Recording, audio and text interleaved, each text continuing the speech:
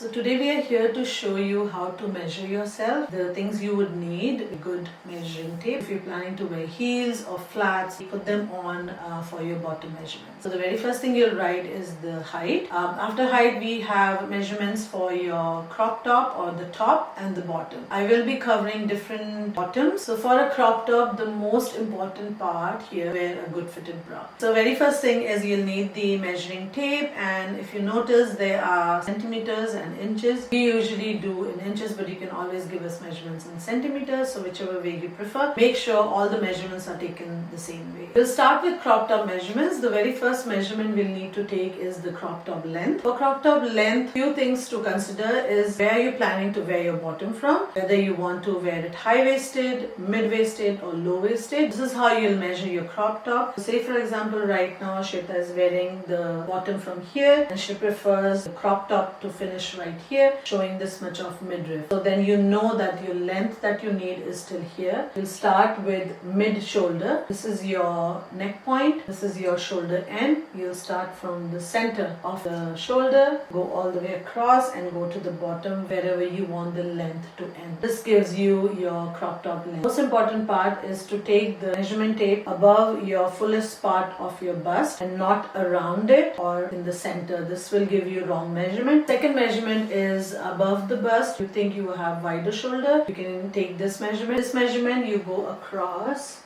and around her upper arm, which is right underneath your armhole, and around the back. So you'll make sure even here it's actually going right underneath your armhole, just like the front. Sometimes this might go down, that's not right.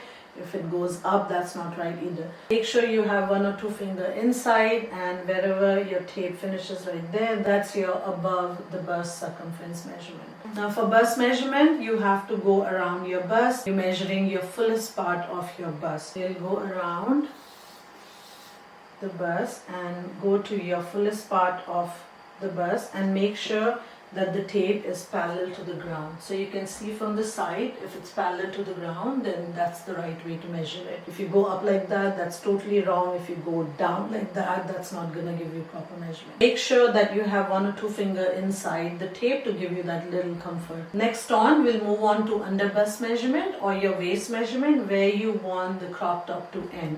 So this measurement is also critical, that you take it where you had measured your crop top length. That's exactly where you will be measuring the under bust or the waist measurement for the crop top. This is not the measurement same as your bottom waist measurement. This is going to be specially just for the crop top. This is your measurement for under bust. So for shoulder measurements, this is what you'll do. You'll take the tape across the shoulder. So you'll really have to understand your body type as well. It's best to take where exactly you are more or less placing your bra straps, right around that area, from this end to this end. That's your shoulder. So if you go from here to here, this is where you'll be measuring your shoulder. For the back neck depth, depending on how low do you want the neck to be. Are you planning to wear a bra inside? If the crop top or the top is made with cups in them, you don't need to wear a bra. So depending on that, you'll measure from the center of the shoulder to the center back where you want the neckline to end. So you can go high up if you want high for a modest look. You can go above the bra strap if you want to wear your bra,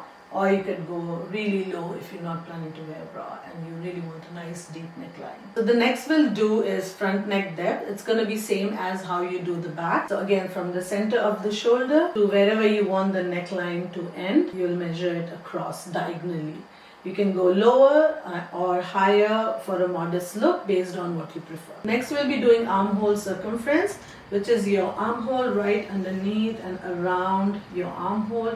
You'll make sure that you're comfortable with the tape around you and not too tight, not too loose. You cannot do it on the side. Make sure your arms are not like this. You put it down. The bicep, it's pretty easy. You just go around the fullest part of your bicep, and that's your bicep measurement. For sleeve measurements, depending on what kind of sleeve you want.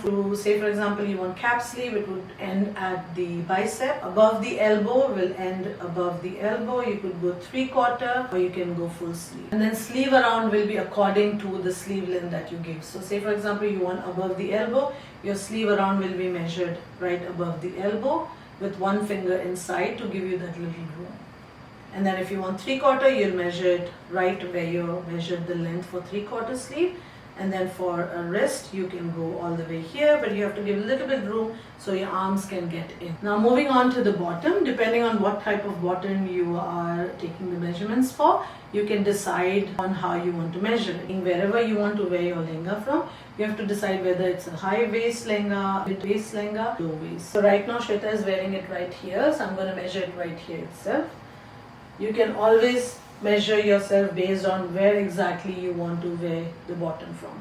So going around and giving again one finger inside, this will be your waist measurement for the bottom. Now for the length, very important is depending on what you plan to wear heels, wear them while you measure the length of the lehenga. So this is how you'll measure it. So you'll measure right where you want the waist to be, and that's where you'll start. So if you go up, this is a wrong way of measuring the length. If you go down, this is again a wrong way of measuring it. Because you have measured your waist here, that's where you have to start measuring your length as well. So you'll go all the way, because lehengas are supposed to touch the ground. So you'll go all the way to the floor and touch the ground. That's your length of the lehenga. You have bigger hips compared to your waist. So what you can do also is you can also give us a measurement of the lehenga from the back. So you can mention lehenga length front and lehenga length back. We'll start at the waist where we have measured the waist measurement and then go all the way to the floor to measure the back length. For hip circumference measurement, we'll measure it at the fullest part of your hip here. So you have to make sure that your tape is again parallel to the ground, and then the tape is also at the highest point of your hip and not low like that or even high like that will give us wrong measurement. We will be giving you two more measurement requirement, which is our popular dhoti length as well as plazo length. So for dhoti, so say for example we have measured Shweta for the waist from here. So for dhoti we'll start measuring from here all the way to the ankle. So you have to go till the ankle for your dhoti, and then for your plazo, depending on again what heel height or flats or anything that you decide to wear as your footwear, you'll wear those on and then take the measurement right above your toenails. That will give you the room to walk. I hope this was helpful, and if you have any question, feel free to let us know.